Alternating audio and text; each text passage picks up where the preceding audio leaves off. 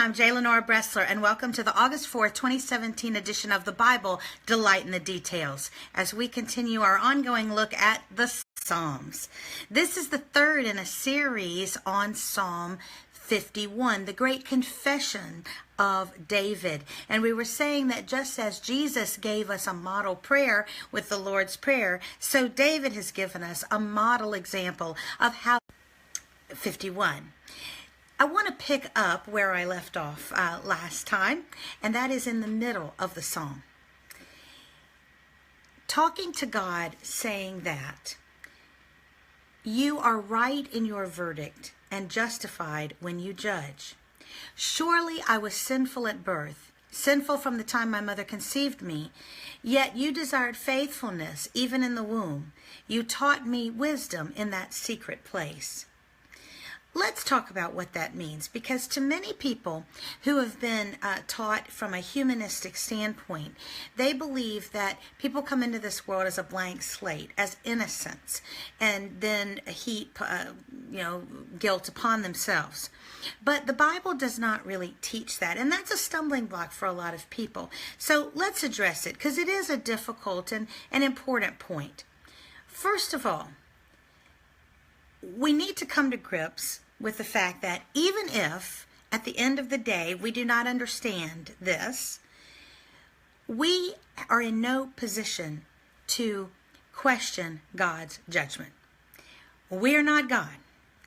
As C.S. Lewis, the great Christian apologist of the early 20th century, wrote a book called God in the Dock. And in the English jurisprudence system, dock means the area of the court where the accused stands. And, it's a very interesting and rather abrasive metaphor and visual picture. Where do we get off thinking that we should be judging God? God judges us, not the other way around. And the reason that he has the moral authority to set the rules, whether we like them or not, whether we think they're always fair or not, they actually are. But even if they weren't, where do we get off thinking that? Well, first of all, it's rather ironic, because where do we even get our sense of justice and our inward sense of what's right or wrong? It comes from God. There is not a legal system on the face of this earth that cannot be traced back to a religious sense of what's right and wrong. Even though that may differ in some cases, there are certain things that are inherent in almost every historical and current society that can be traced back to an understanding of morality as handed down through an understanding that there is a creator. None. There is none. You can't find it. So, interestingly, we're going to use the very system God's giving us to judge him. It's very strange. Also, it's how is the clay going to tell the potter what the potter should do and how the potter should create things? It's crazy. But here's the other thing. When you are understanding that you have done wrong, when you know that you have sinned, and you're asking for forgiveness, you don't go into the judge, for example, and tell them that their sentencing structure is too harsh. No, you throw yourself on the mercy of the court. And that's exactly what David the psalmist is doing here. He is saying, look, I know that I have sinned, and I know that whatever you would want to do to me and is just and right, because you are a holy God and you cannot tolerate sin. But I'm not going to argue about those things. I understand that you are the most effective righteous judge. God, unlike human judges who may mean well, has infallible knowledge, infallible wisdom. They know everything, they've seen everything, they can judge it appropriately. And so there's really no way to argue with the justice of God.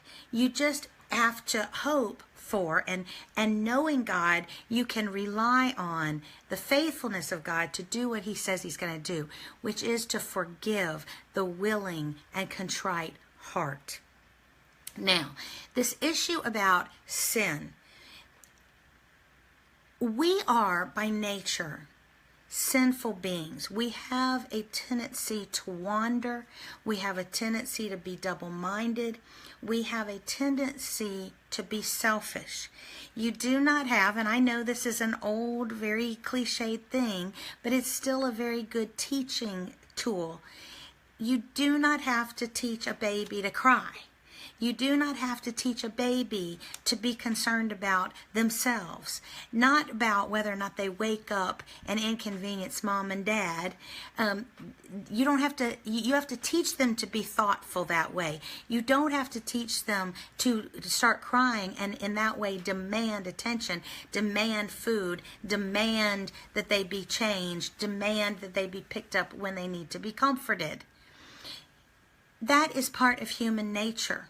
Now, is that also part of the fall? Well, I think so. It is part of what we are made up of. We have a tendency to sin. We have a tendency to idolize things other than God. We have a tendency to do wrong. That is just the case. Paul talks about that at length. He says those things that I don't want to do, I do. And those things that I want to do, I don't do. Isn't that true of you and me? I know it's true of me. Oh my goodness. So many good intentions, meaning well, wanting to do things, and then I fall short. Trying to be a nice person, a kind person. And yet I have those feelings sometimes with people I don't like, or when I'm inconvenienced or tired and I get snippy, these kind of things.